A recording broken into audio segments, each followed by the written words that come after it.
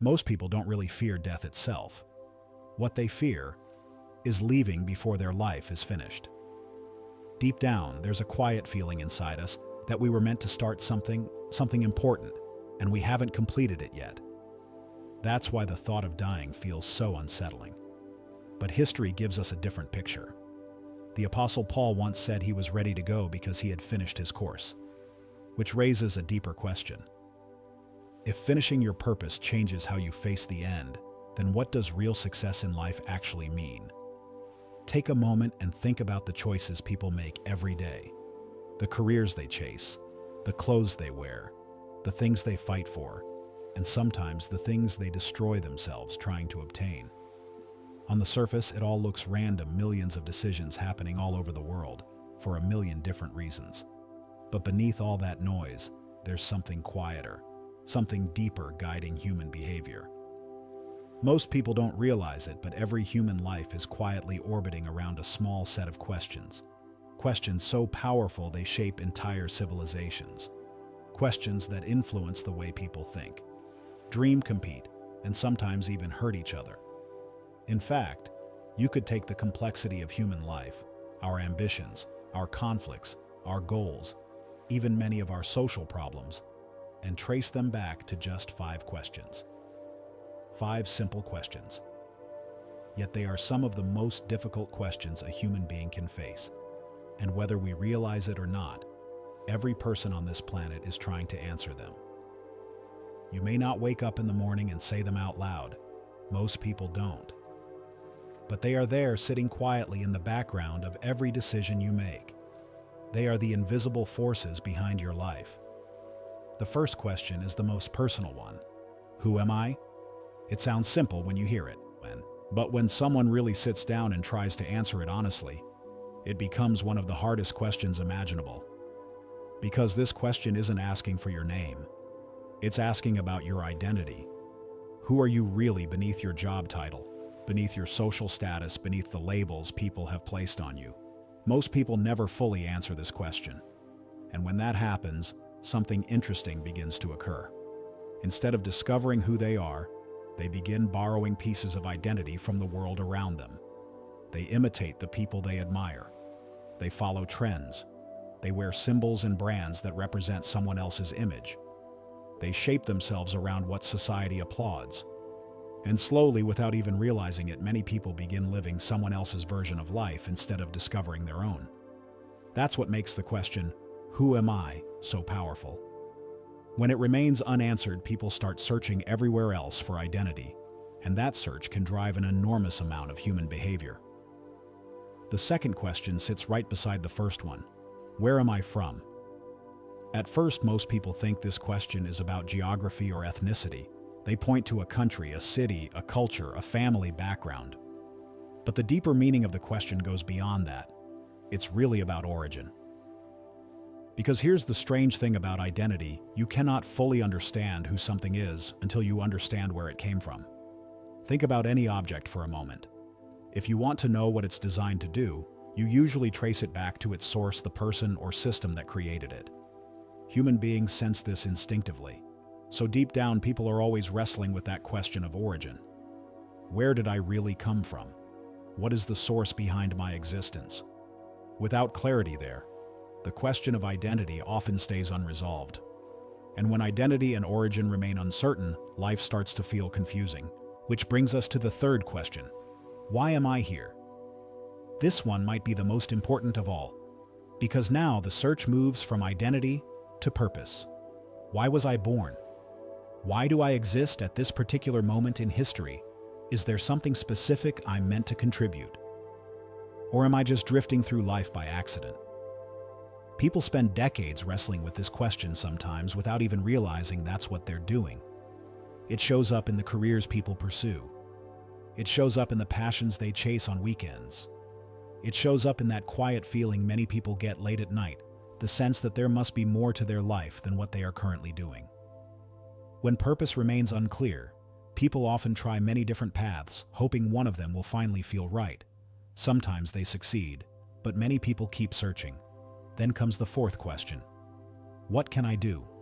This question shifts the focus toward ability, potential, capability. Every person arrives in the world with certain talents, strengths, and capacities, but discovering those abilities is not always simple. In fact, many people grow up with systems trying to measure their value very early in life. Exams, grades, labels, comparisons. A single test score might convince someone they are average. A teacher's opinion might quietly follow them for decades. And before long, people begin living inside limits they accepted years earlier. But the truth is, most human potential is never fully measured by those systems, which means millions of people walk through life using only a fraction of what they are capable of doing. The question, "What can I do?" is still waiting for them, still waiting to be explored. Finally, there is the fifth question: where am I going? This one pulls everything together, because once identity, origin, purpose, and ability begin to form, direction becomes the natural next step. Where is my life headed? What kind of future am I building? What will the path I'm walking today eventually lead to?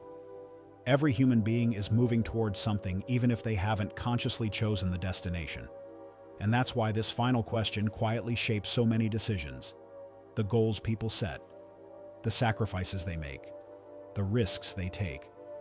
All of it is tied to that vision of where life might eventually lead. Now here's the fascinating part. These 5 questions: who am I? Where am I from? Why am I here? What can I do? Where am I going? Don't just influence individual lives. They influence entire societies. Think about it. When people are confused about identity, they search for belonging. When they are uncertain about origin, they search for meaning. When purpose feels unclear, they chase status, wealth, or recognition, hoping one of those things will fill the gap. When they doubt their potential, they either shrink back from opportunity or overcompensate, trying to prove something. And when direction is missing, life can begin to feel like drifting. So many of the struggles we see in the world, competition, conflict, ambition, even crime, can often be traced back to people wrestling with these very questions. Questions they may never have consciously asked, but questions that still shape their choices every day. And here's the most surprising part of all. Despite how powerful these questions are, most people go through their entire lives without ever clearly answering them. They stay busy, they build careers, they raise families, they pursue success. But underneath it all, those questions remain unresolved, quietly influencing everything. So the real mystery of human life may not be whether these questions exist. They clearly do. The real mystery is whether someone ever pauses long enough to face them. Because the moment a person begins honestly answering those 5 questions, something remarkable starts to happen. Life begins to make sense in a way it never did before. There's a moment in life, sometimes quiet, sometimes uncomfortable, when a person begins to wonder something deeper than everyday questions. Not what job to take, not what city to move to, but something far more personal. Who am I? It sounds simple when you say it out loud. 4 small words. But when someone truly stops and tries to answer it honestly, the room suddenly feels a little quieter. Because the truth is, most people have never really answered that question. They've lived with it. They've danced around it. They've built entire lives without ever confronting it directly. And that's where the struggle begins. The question, who am I, is not asking for your name, your age, or your job title. It's asking about identity, the deepest sense of self, the core of who you are when all the labels are stripped away. But identity is something many people never fully discover. Instead, they begin to borrow it. Look around for a moment, and you'll start to notice a pattern. People constantly surrounding themselves with the images of others, wearing the names of athletes, celebrities, designers, following trends that appear and disappear almost overnight. Clothes change, styles change, language changes. And with every shift, millions of people adjust themselves to match what the culture is applauding at that moment. Now, there's nothing wrong with enjoying fashion or appreciating creativity, but something deeper is happening underneath it all. When someone doesn't know who they are, they start searching for identity in the world around them. They try on personalities the same way they try on clothes. One year they want to be like this person. The next year they're inspired by someone else. and before long their sense of self begins to feel like a collection of borrowed pieces. Think about how powerful that pressure can become. Entire industries thrive on the human desire to feel important, to feel recognized, to feel like we belong somewhere. Advertising rarely sells just a product. It sells an image. Wear this and you'll look like this. Drive this and people will see you this way. Live here and you'll become that kind of person. The message is subtle, but constant identity can be purchased, copied, or worn. But deep down, something inside us knows that isn't quite true. Because the moment the trend fades, the question returns. Who am I, really? This is why the struggle with identity can show up in so many unexpected ways. People chasing approval, people comparing themselves endlessly with others, people trying to reshape their appearance, their lifestyle, even their personality, just to feel accepted. Sometimes the search becomes so intense that individuals begin to reject parts of themselves in the process. They wish they looked different. They wish they sounded different. They wish they lived someone else's life. All because the question of identity is still unresolved. And when a human being doesn't know who they are, they become extremely vulnerable to imitation. But the story doesn't stop there. Because right behind that first question sits another one just as powerful. Where am I from? At first glance, people often answer this quickly.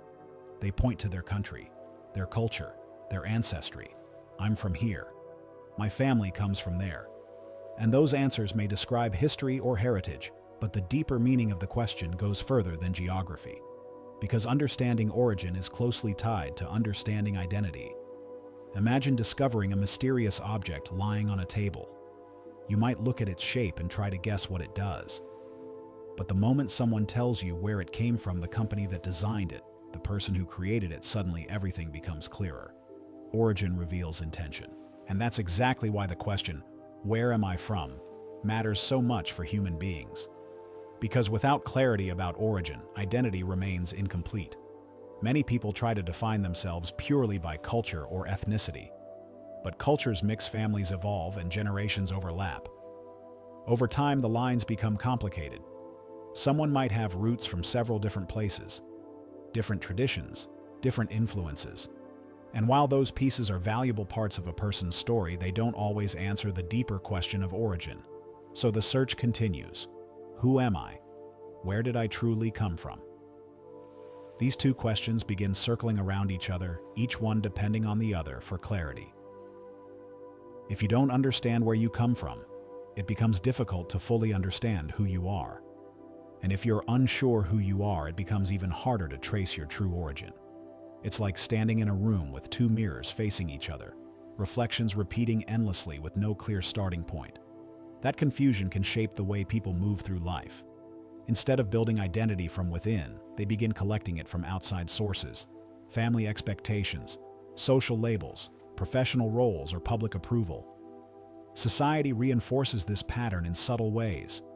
From a young age, people are told what success should look like, what careers are respectable, what lifestyles represent achievement. And slowly, many begin measuring themselves against those standards. Comparison becomes normal. One person is admired for their wealth, another for their appearance, another for their popularity. And somewhere along the way, individuals start asking a different version of the identity question. Not, who am I, but who should I be to fit in? The difference between those two questions is enormous. One leads to discovery, the other leads to imitation.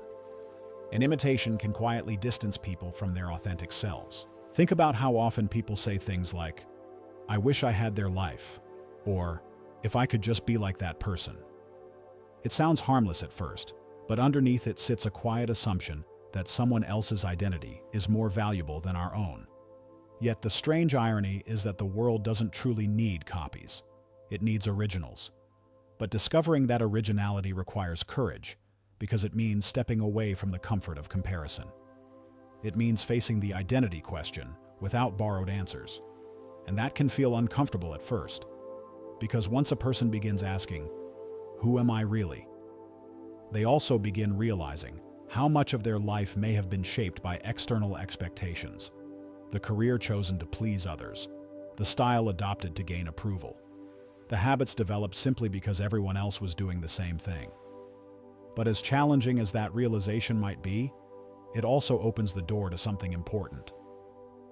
Clarity. When someone begins exploring identity and origin, honestly, the noise of comparison slowly starts to fade.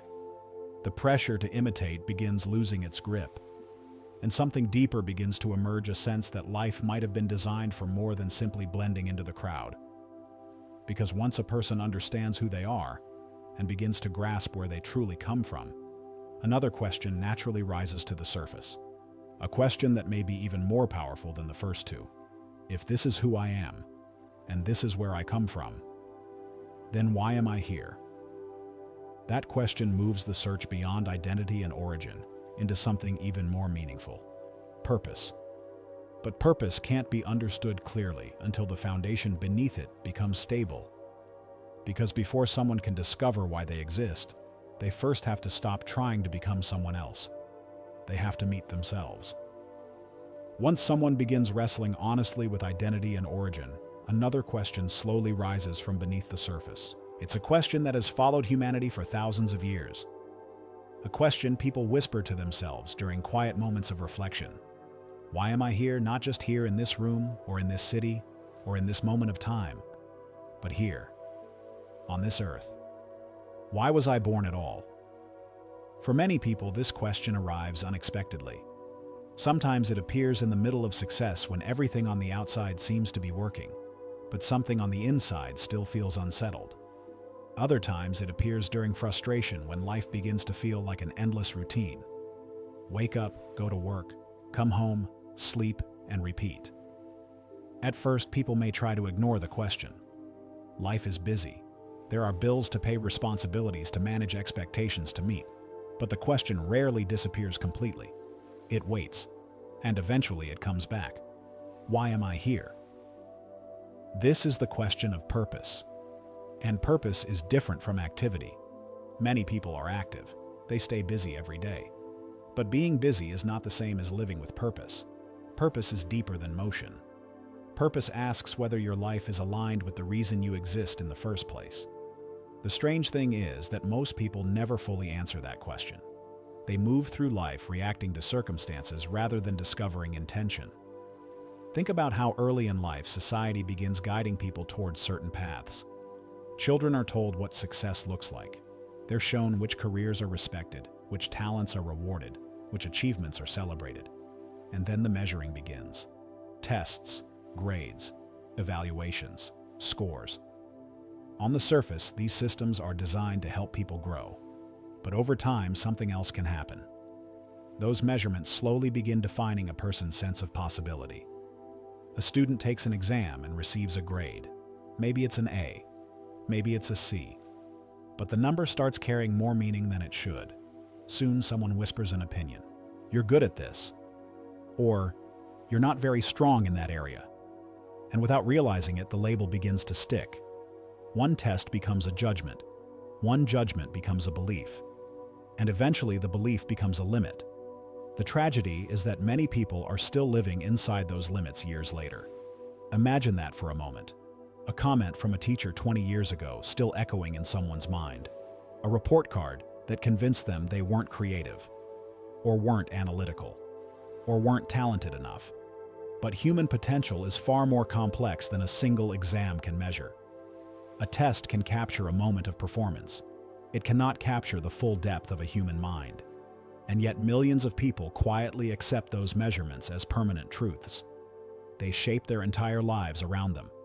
They choose careers they believe they are qualified for, rather than exploring the deeper abilities waiting to be discovered.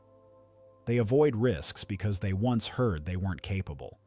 And little by little, their world becomes smaller than it was meant to be. This brings us to the fourth question. What can I do? This question is about potential. It asks something powerful. What are you actually capable of becoming? Not what people predicted about you, not what society assumed about you, but what is truly inside you. Human potential is one of the most mysterious forces on Earth. No machine has ever been built that can perfectly measure it. No formula can fully predict it. History is filled with examples of people who were underestimated at first. People who struggled in school but later changed industries. People who were dismissed early in life but eventually created ideas that reshaped the world. Why does that happen so often? Because potential is not always visible at the beginning. It grows. It develops. It reveals itself through experience, curiosity, and persistence. But if someone stops exploring their abilities too early, they may never discover how far those abilities could have gone. That's why the question, "What can I do?" is so important. It pushes a person beyond the limits they were told to accept. Think about how many people quietly settle into roles they never truly questioned. They perform tasks they were trained to do, but deep down they sense they were capable of more. They might not even know what that more is yet, but they feel it. A sense that something inside them has never fully been expressed. And sometimes the reason is simple: no one ever encouraged them to ask the question seriously. Instead, they were given a narrow map for life. Study this, work here, follow this path. If the path works, keep going. If it doesn't, try harder. But rarely does someone stop and ask a deeper question. What if your ability extends far beyond the boundaries of that map? What if the skills you were told you lacked were simply undeveloped at the time? What if your greatest strength has been waiting in a direction you never explored? The reality is that human beings often operate far below their true capacity. Not because the capacity isn't there, but because they were convinced it wasn't. Labels are powerful. Once someone believes a label about themselves, they start behaving in ways that reinforce it. If they believe they're not creative, they stop trying creative things. If they believe they're not intelligent, they stop exploring difficult ideas. If they believe they're not capable of leadership, they avoid opportunities that might prove otherwise. But imagine what might happen if those labels were removed. Imagine if a person could start asking the question again with fresh eyes. What can I do? Really, not based on old opinions, not based on outdated evaluations, but based on the possibilities still waiting to be discovered. When people begin asking that question honestly, something remarkable happens. Curiosity returns. Courage begins to grow. They start experimenting again, trying things, learning new skills, testing abilities they once believed were out of reach. And slowly the boundaries they accepted years earlier begin to expand. This is why the questions of purpose and potential are deeply connected. Purpose answers the question of why you exist. Potential explores what you are capable of doing with that existence. Together they form the foundation of a meaningful life. But discovering them requires something most systems never teach directly: self-exploration. It requires the willingness to question assumptions that have been sitting quietly in your mind for years. It requires the courage to imagine a future larger than the one others predicted for you. And sometimes it requires revisiting dreams you once set aside. Because those early dreams, the ones people often dismiss as unrealistic, sometimes reveal something important about human potential. Not every childhood dream becomes a literal career, but many of them point toward abilities that were real all along. Curiosity, creativity, leadership, traits that may have been overlooked simply because they didn't fit neatly into a grading system. So when someone finally pauses long enough to ask both questions, why am I here and what can I do, their entire perspective begins to shift. Life stops being just a sequence of obligations. It becomes a search, a discovery process, and perhaps for the first time they begin to realize something powerful. The limits they once believed were permanent may never have been limits at all. They were simply conclusions. Conclusions formed too early. Conclusions that can still be challenged. Because the truth is, human potential rarely reveals itself all at once. It unfolds, but only for those willing to question what they were told about themselves. Once people begin asking the deeper questions of life: who am I? Why am I here? What can I do? Another realization slowly begins to surface. It's a realization that changes the way you look at success itself. Most people believe success is unpredictable. They see it as something mysterious, almost like a lottery. Some people seem to stumble into opportunity, while others struggle for years without results. From the outside, it can feel random. But when you step back and observe life carefully, a different pattern begins to appear. Success is not as random as it looks. In fact, it follows patterns, principles, laws. And once someone begins to understand those laws, something powerful happens. The idea of success suddenly becomes less mysterious and far more controllable. Think about the world around you for a moment. Nearly everything in nature operates according to laws. Gravity works the same way every day. Seasons change in predictable cycles. Seeds planted in the right soil grow into trees over time. Nature does not operate randomly. It operates according to design. And if life itself was designed with order, then human progress likely follows similar principles. This idea may feel uncomfortable at first, because it challenges a belief many people quietly hold that their circumstances are mostly determined by forces outside their control. It's easier to blame the economy, or the education system, or the decisions of other people. Sometimes those things do play a role, but the deeper truth presented in the original message is this: the direction of a person's life is largely shaped by the decisions they make. Decisions accumulate. One choice leads to another. Habits form. Paths develop. Over time, those patterns begin producing predictable results. That's why success can be predicted in many cases. And interestingly, failure can be predicted too. If someone repeatedly ignores certain principles, discipline, learning, persistence, responsibility, the outcome often follows a familiar pattern. Not immediately perhaps, but eventually. In the same way, when someone consistently aligns their actions with principles that promote growth and purpose, a different pattern begins forming. The results may not appear overnight, but the trajectory changes. This idea reframes success entirely. Instead of asking, why are some people lucky? The question becomes something else. What laws of life are they understanding that others are ignoring? The original teaching explains this through a powerful perspective. Life itself was designed to function by laws. That means success is not meant to be a mysterious accident.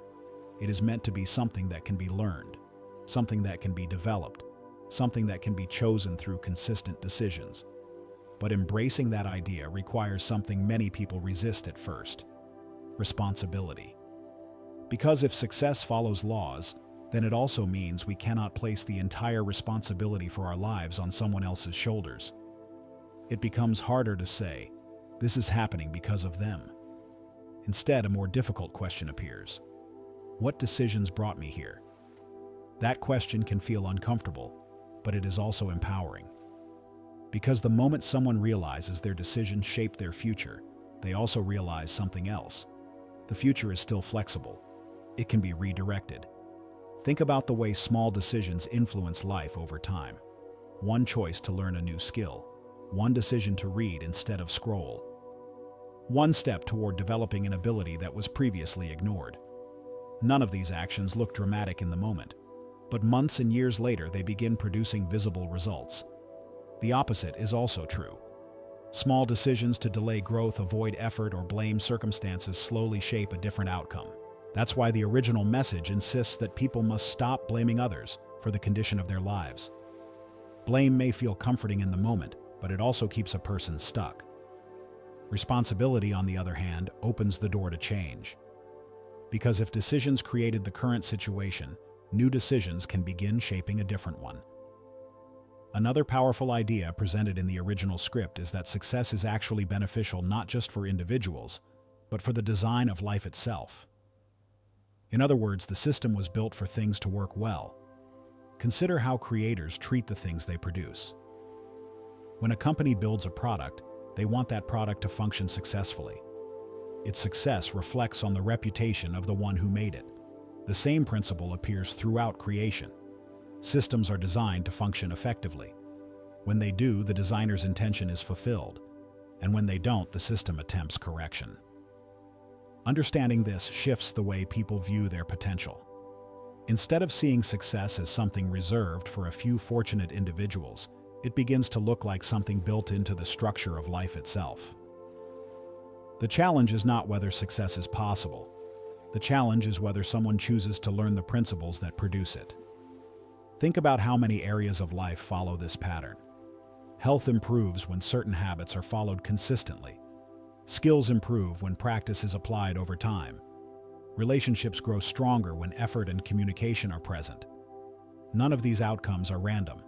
They are responses to consistent patterns of behavior. The same logic applies to purpose and personal development. When someone begins aligning their decisions with their purpose, learning, growing, exploring their abilities, momentum begins building.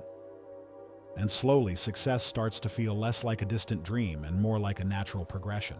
This perspective also explains why some people appear confident about their future even when their current circumstances are difficult. They understand the laws. They know that the seeds they are planting today will eventually produce results tomorrow. So instead of focusing only on present conditions, they focus on the direction of their decisions. And direction matters more than starting point. Two people can begin in the same place and end up in completely different futures simply because they followed different principles along the way. That realization can be both humbling and motivating. Humbling because it reveals how much influence our choices truly carry. Motivating because it proves that change is always possible. If life operates according to laws, then those laws can be learned. And once they are understood, they can be applied. It doesn't mean the path will be effortless. Every meaningful achievement requires patience, discipline, and persistence. But it does mean the path is not mysterious. The rules of growth exist. The principles of progress exist. And anyone willing to align their decisions with those principles can begin moving in a new direction. That's why the original message encourages people to stop waiting for life to change on its own. Change begins with decisions. The decision to learn, the decision to take responsibility, the decision to pursue purpose instead of settling for routine. Every one of those decisions acts like a small turning point. At first, the change may barely be noticeable, but over time, the trajectory of a life begins to shift. And once that shift begins, something remarkable happens. Success stops feeling like an unreachable destination. It starts looking like the natural outcome of understanding how life was designed to function in the first place. Imagine walking into a large manufacturing plant, the kind of place where machines hum steadily, conveyor belts move with quiet precision, and hundreds of workers focus on building something piece by piece. At the beginning of the line, there are raw materials, wires, circuits, components. Nothing yet looks like the finished product. But as you move further down the line, you start to see it taking shape. The pieces come together. Parts connect with other parts. Systems are assembled carefully. Each stage adds another layer of function. Eventually, near the very end of the line, something interesting happens. The product is finished. Not almost finished. Not halfway done. Finished. Every feature is already inside it. Every component is already installed. Every capability it will ever have is already built into the design. But before the product leaves the building, the manufacturer does something else. They test it. They run diagnostics. They check the systems. They make sure the device can actually do everything it was designed to do. If something isn't working correctly, it doesn't leave the factory yet. It goes back for adjustment, because no manufacturer wants a product leaving the building that cannot perform its intended purpose. Only after the product is completed and tested does the final step happen. The company places its name on it, the logo, the brand, the symbol that represents the creator. That little mark means something important.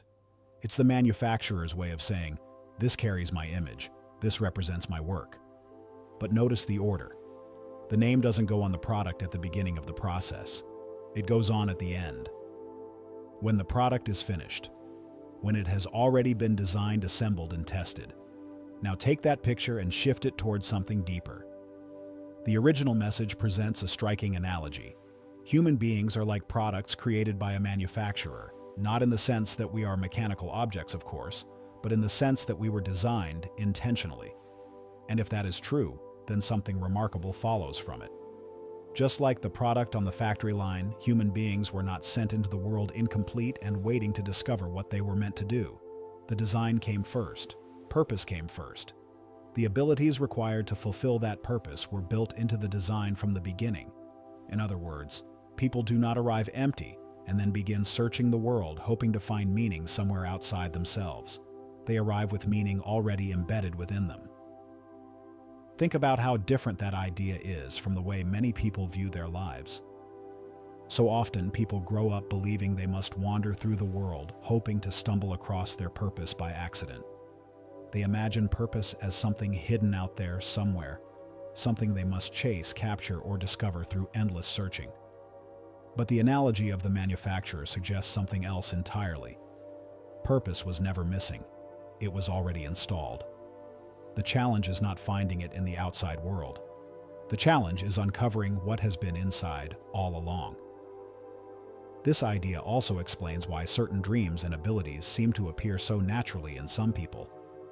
A person might feel drawn toward creativity long before anyone teaches them about it. Another might feel an instinct to lead, to build, to teach, to solve problems. Those impulses often show up early in life. They feel less like something learned and more like something remembered, almost as if the design was there before the person fully understood it. The analogy becomes even more powerful when you think about the way manufacturers include manuals with their products. When you open the box of a new device, you'll usually find a small book inside. Most people ignore it. They turn on the device, learn a few basic functions, and stop there. But the manual often reveals something surprising. The device can do far more than the owner realizes. Hidden in those pages are dozens of features, capabilities, and functions that many users never explore. So the device ends up being used for only a fraction of what it was actually designed to do. Now imagine that scenario applied to human life. What if people are operating in the same way, using only a small portion of their abilities simply because they never discovered the full design? The original message suggests exactly that. Human beings may be far more capable than they realize, but because they never fully explore the purpose built within them, they end up living far below their potential. And this brings us back to the manufacturer's image. Remember how the company places its name on the finished product only after it is complete. In the analogy, the idea is that humanity carries the image of its creator. That image represents intention, identity, and design. It signals that human life was never meant to be accidental. It was meant to function. It was meant to succeed. Just as a manufacturer wants their product to perform well, the design of human life points toward fulfillment, contribution, and purpose. But here's the fascinating part. When someone buys a device and never learns how to use it properly, the device isn't defective. The potential is still there. The design is still intact. The problem is simply that the user hasn't explored everything built inside it. The same principle can apply to people.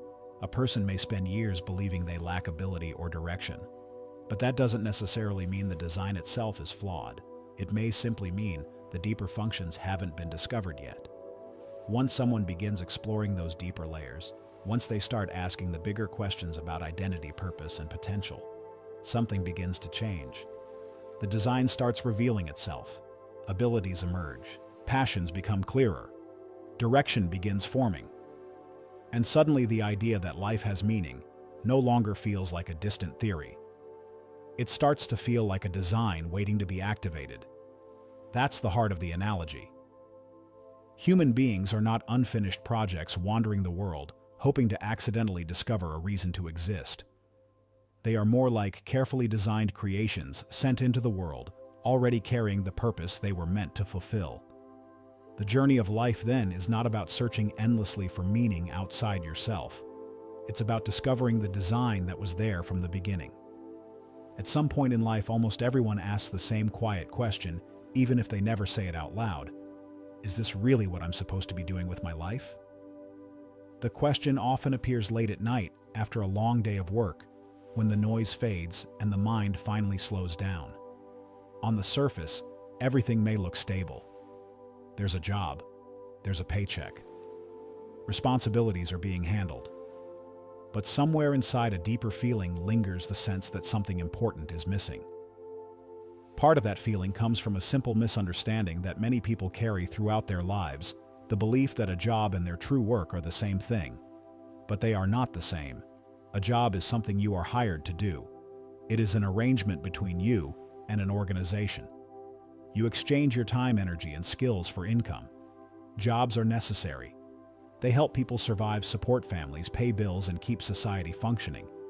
There is nothing wrong with having a job. But a job was never meant to define the deepest part of who you are.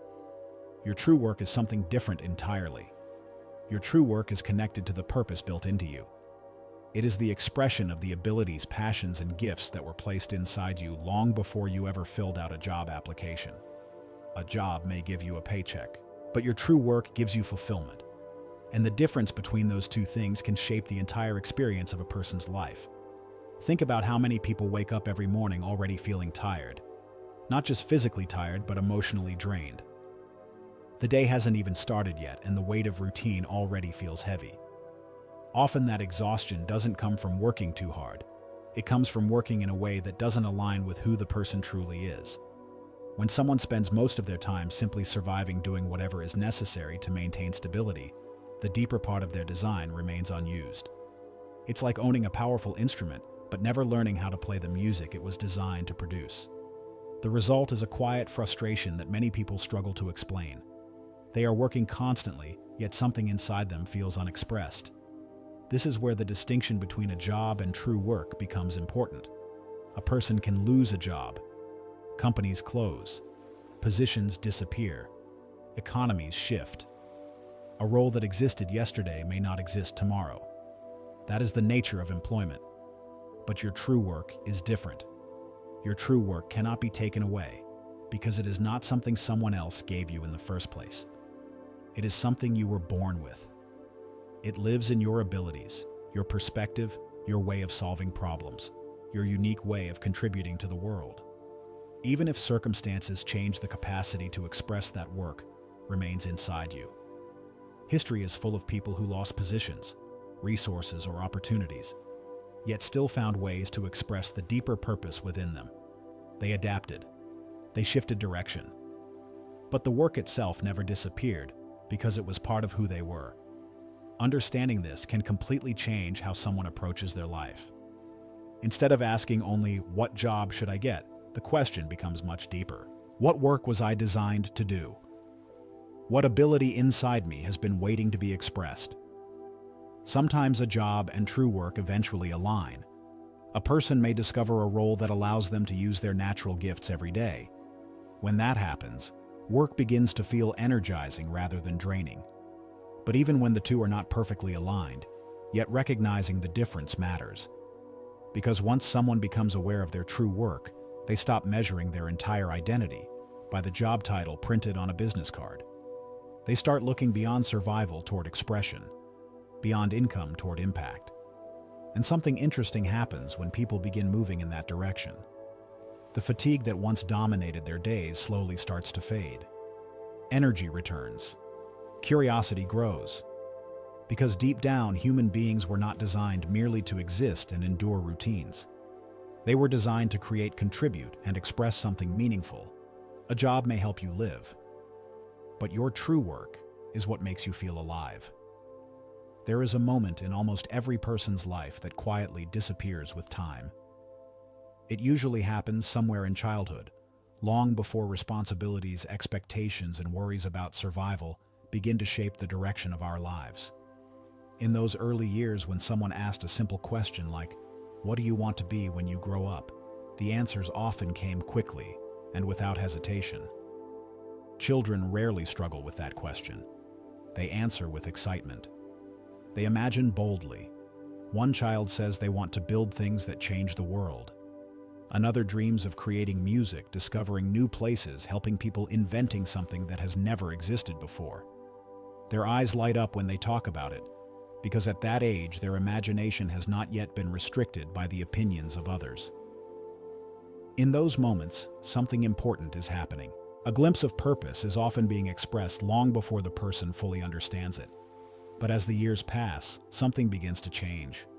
Life slowly introduces new voices into the conversation. Family expectations begin shaping what feels realistic. Teachers guide students toward paths that fit within the structure of the system. Friends influence one another through comparison and trends. Society starts defining what success should look like, and little by little the original dream begins to fade. Not always because it was impossible, but because it was gradually replaced. Sometimes someone hears a sentence that stays with them for years. That's not practical. People like us don't do that. You should choose something more stable. Over time, those voices become louder than the quiet dream that once lived in the imagination of a child. Fear joins the conversation too. Fear of failing. Fear of disappointing others. Fear of stepping away from the path everyone else seems to be following. So many people slowly trade their earliest dreams for something that feels safer, more predictable, more acceptable to the world around them. And before they even realize it, they are moving in a direction that was never truly theirs. Years later, they may find themselves pausing for a moment, wondering why something inside them still feels unfinished. Everything may look fine from the outside career responsibilities routine, but a quiet question continues to echo somewhere deeper. What happened to the person I once imagined becoming? That question matters more than many people realize, because those early dreams were not always random fantasies. Very often, they were small clues about the design within a person. Children tend to express what naturally excites them before the world teaches them to filter those desires through practicality and fear. The activities that once filled them with curiosity, creativity, and energy may have been pointing towards something deeper about who they were created to become. Of course, childhood dreams sometimes evolve. The details may change as a person grows and learns more about the world. But the core impulse, the desire to create, lead, explore, teach, heal, invent, build, often remains connected to the person's deeper purpose. The problem is not that people lose their purpose. The problem is that they stop listening to the signals that once pointed toward it. Culture has a powerful influence on direction. When enough people around us begin walking the same path, it becomes easy to assume that path must be the correct one. But purpose was never meant to be discovered through imitation. It is discovered through rediscovery. Sometimes the journey forward actually requires looking backward, remembering the things that once made you curious before fear entered the picture. Remembering the ideas that excited you before practicality began narrowing the options. Remembering the version of yourself that existed before comparison convinced you to become someone else. Those early dreams may still carry important clues. They may reveal abilities that were never fully explored.